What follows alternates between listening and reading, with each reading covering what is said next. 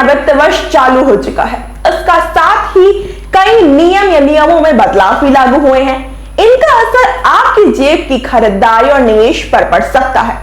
नए वित्तीय वर्ष में आयकर के नियमों से लेकर जीवन बीमा तक पर ज्यादा कर और एलपीजी के दामों से जुड़े हुए परिवर्तन होंगे।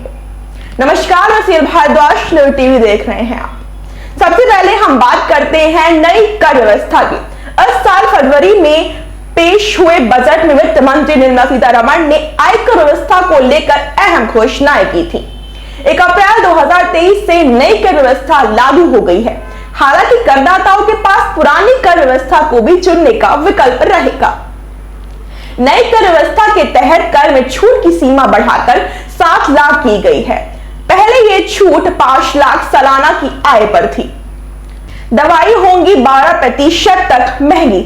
सबसे पहले तो जरूरी दवाओं के दाम बढ़ गए हैं, क्योंकि national list of association medicine के लिए दवाओं की कीमतों के लिए एनपीपीएन में बदलाव किया है, जिसकी वजह से पेन किलर से लेकर एंटीबायोटिक तक सारी दवाएं 12% तक महंगी हो गई है। अब नजर डालते हैं सोने के जेवरों पर। हॉलमार्क की सोने के जेवर और संबंधित सामान पर 1 अप्रैल 2023 से हॉलमार्किंग अनिवार्य कर दिया गया है। इसके तहत सिर्फ 6 डिजिट वाला अल्फा न्यूमेरिक हॉल मार्किंग ही मान्य रहेगा।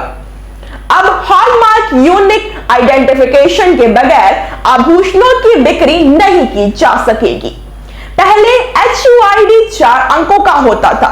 अब तक 4 या फिर 6 अंकों के हॉलमार्क का इस्तेमाल किया जाता था, लेकिन 31 मार्च के बाद से सिर्फ 6 अंकों के HUID का इस्तेमाल होगा।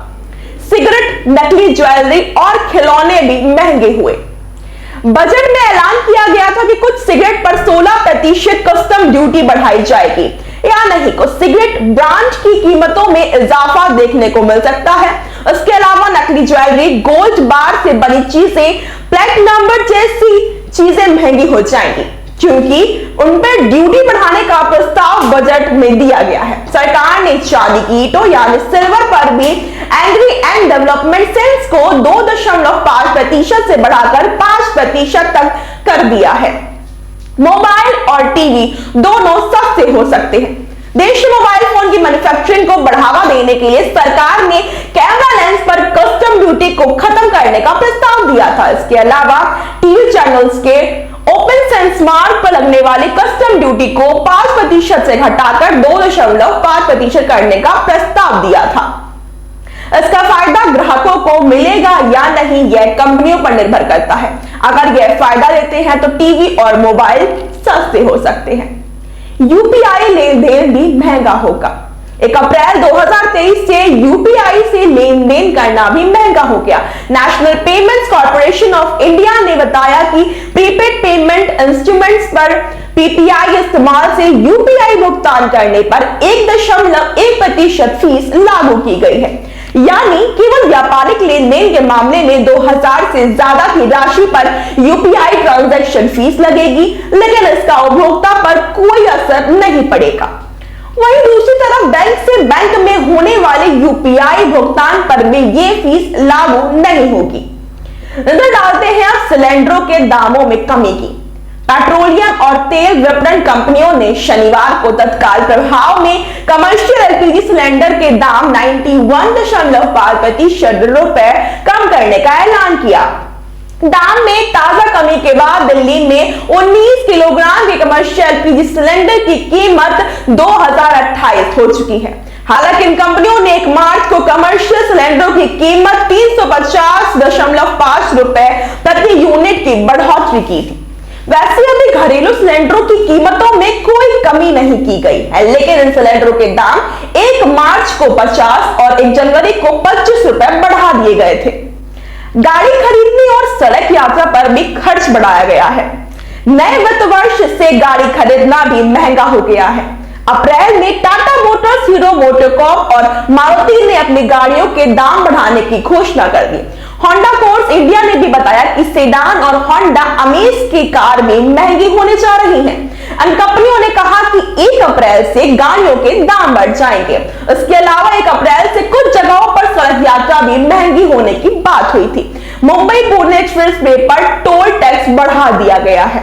महाराष्ट्र राज्य सड़क विकास निगम ने कहा कि 1 अप्रैल से मुंबई पुणे एक्सप्रेस वे पर 18% टोल टैक्स की वसूली की जाएगी। इस तरह दिल्ली मेरठ एक्सप्रेस वे पर भी टोल की दरों में 10% की बढ़ोतरी की गई है। अब नजर डालते हैं जीवन बीमा पॉलिसियों में ज्यादा करके। 1 अप्रैल में 5 लाख से के वार्षिक प्रीमियम वाली जीवन बीमा पॉलिसी टैक्स के दायरों में आ गई है। फरवरी में पेश हुए बजट में इसकी घोषणा की गई थी। हालांकि नए नियम यूनिट लिंक्ड इंश्योरेंस प्लान पर यह लागू नहीं हुआ है। स्मॉल सेविंग स्कीम्स पर सरकार ने ब्याज दर बढ़ा दिया है। केंद्र सरकार ने नए वित्त वर्ष की पहली तिमाही के लिए अधिकांश डाकघर बचत योजनाओं पर ब्याज दरों को 0.7% तक की बढ़ोतरी कर दी है। वित्त मंत्रालय ने एक बयान में कहा था कि पीपीएफ और बचत जमा के लिए ब्याज दरों को 4.1% और 4% पर बरकरार रखा जाएगा। नेशनल सेविंग सर्टिफिकेट की ब्याज दर में सबसे ज्यादा वृद्धि की गई है। यह अब 1 अप्रैल से 30 जून 2023 की अवधि के लिए 7% से बढ़ाकर 7.5% हो चुका है। सुकन्या समृद्धि योजना के लिए नई दर 7.6% बढ़ाकर कर दी गई है। वरिष्ठ नागरिक बचत योजना और किसान विकास पत्र पर ब्याज दर 8.2% और 7.6% तक हो गई है। 1 अप्रैल यानी यह कल से लागू हो चुकी है। कैसी लगी आपको ये वीडियो कमेंट में बताइएगा। देते नजर टीवी, धन्यवाद।